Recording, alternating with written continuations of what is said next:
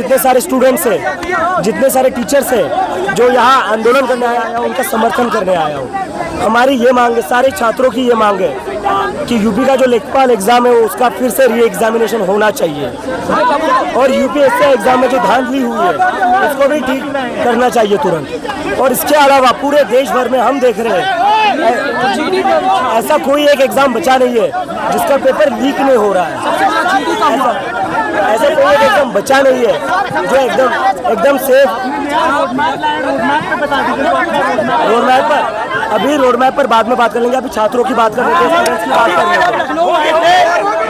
तो इसके चलते हम चाहते हैं जो शिक्षा मंत्री है देश के धर्मेंद्र प्रधान, उनको इस्तीफा देना ही होगा और जब तक वो इस्तीफा नहीं देते हम अपना आंदोलन। मीडिया वाले बदतमीजी कर रहे हैं, वो बदतमीजी ना करें, क्योंकि बहुत ऐसे गोदी मीडिया आए हैं। कर रहे हैं मीडिया वाले, क्या मीडिया वाले मैनिपुलेट कर रहे हैं, नैरेटिव सेट कर रहे हैं, वो हिंदू मुस्लिम की बात कर रहे हैं और वो कहीं ना कहीं की बात कर रहे हैं। यहाँ उमर खालिद कहाँ से आ गया? कोई किसी ने उमर खालिद की बात नहीं की है। हम पेपर लीक हो रहा है वो क्वेश्चन करने आए कि पेपर लीक क्यों हो रहा है।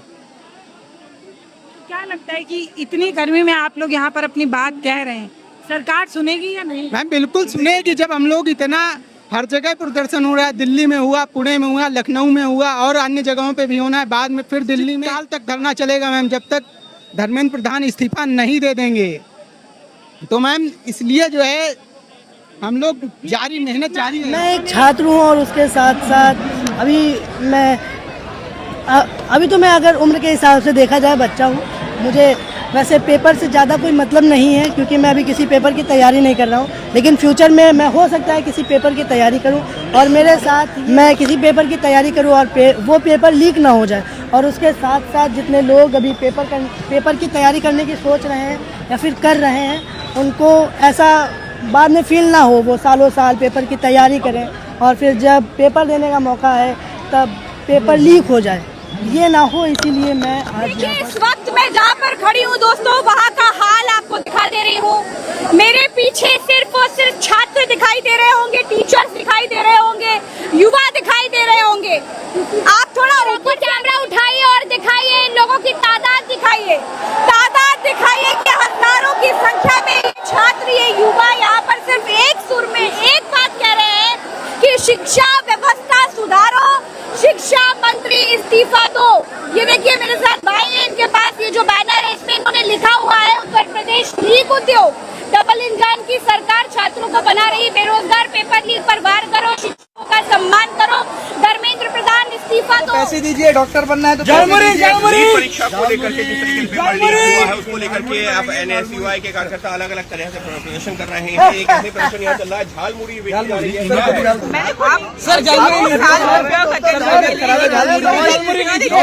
और मुझे अपॉर्चुनिटी मिलेगी।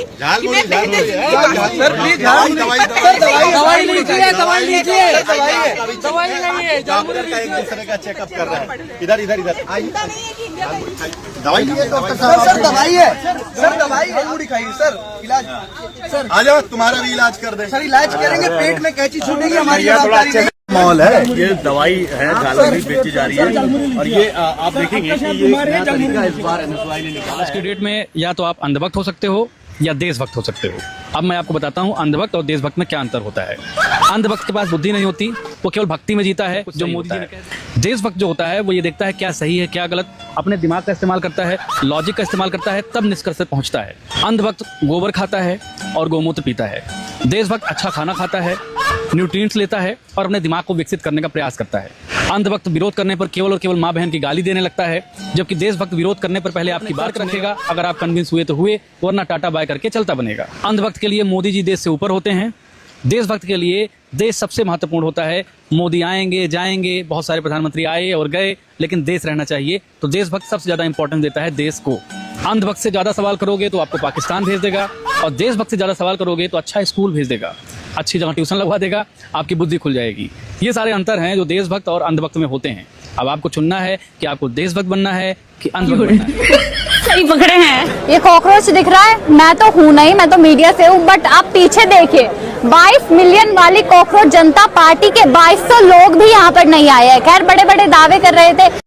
रुको जरा, सब्र करो। मौजूद है और आप देख सकते हैं ये जो सामने है ये हैं CJP के लीडर जो हैं अभिजीत दीप के, जो अपना भाषण पूरा कर रहे हैं। आप देख सकते हैं कितनी भीड़ यहाँ पर जुड़ी हुई है लोगों की, जो कि शिक्षा मंत्री धर्मेंद्र प्रधान जी के इस्तीफे को लेकर मांग करने यहाँ लोग आए हुए हैं। मेरा वीजा निकल गई, मेरी जबान टूट गई यार।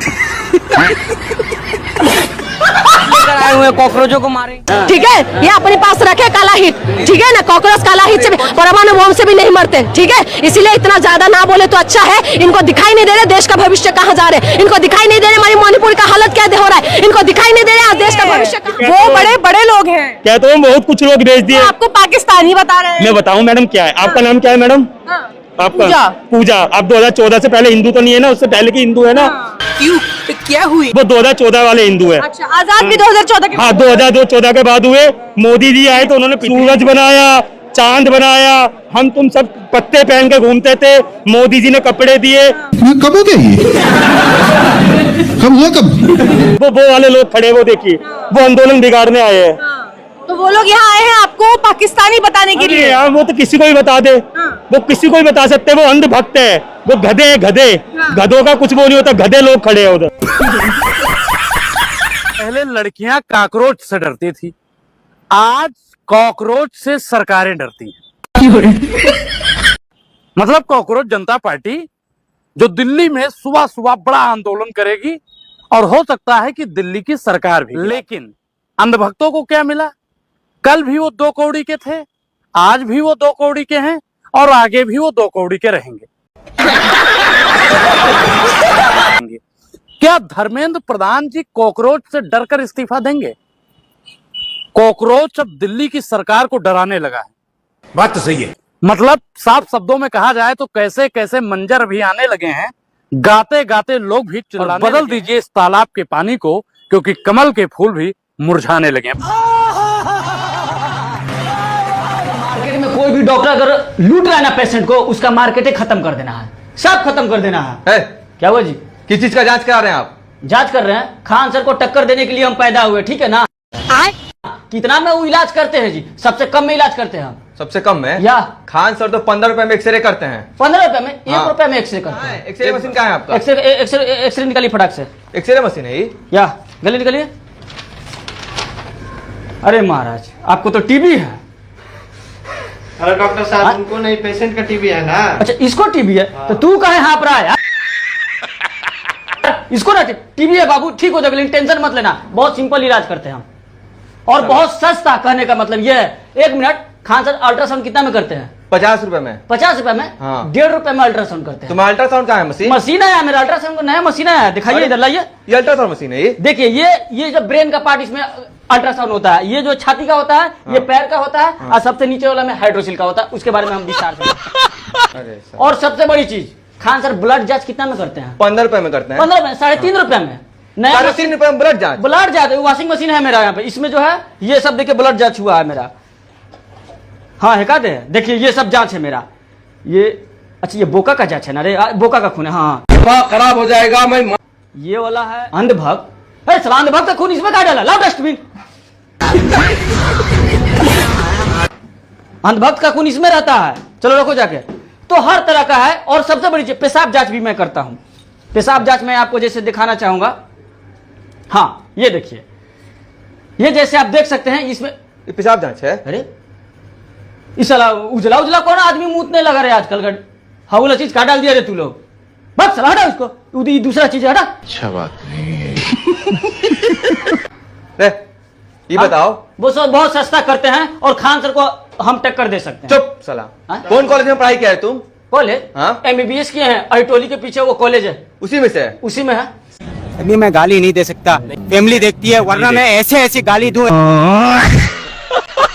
देश चलाने के लिए मनमोहन सिंह जैसा दिमाग चाहिए। 56 इंच की तो LED टीवी भी होती है, जो सिर्फ मनोरंजन करती है।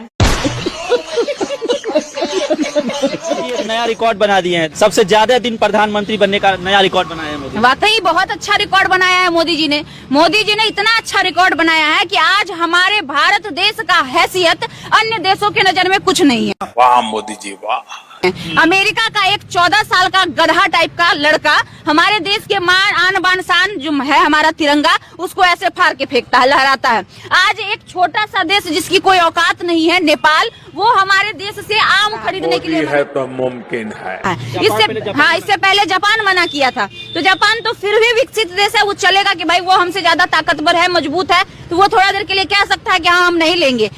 बात तो सही है, लेकिन बताइए नेपाल जकर बराबर जे बिहार हो इतना वो नहीं है, वो आज कह रहा है कि हम आम जो है भारत से नहीं खरीदेंगे। वो नेपाल कह रहा है जिसको हम पेट्रोल देते हैं, जिसको हम तेल देते हैं, जिसको हम केरोसिन देते हैं, यहाँ तक कि बिजली तक हमारे भारत से जाता है, जिसको चला बिजली का लाइन काट देंगे यहाँ से तो पूरा नेपाल अनहार हो जाएगा। वो नेपाल हमारे भारत को कह रहा है कि हम आम नहीं खरीद। ये झूठ है, झूठ है, झूठ है।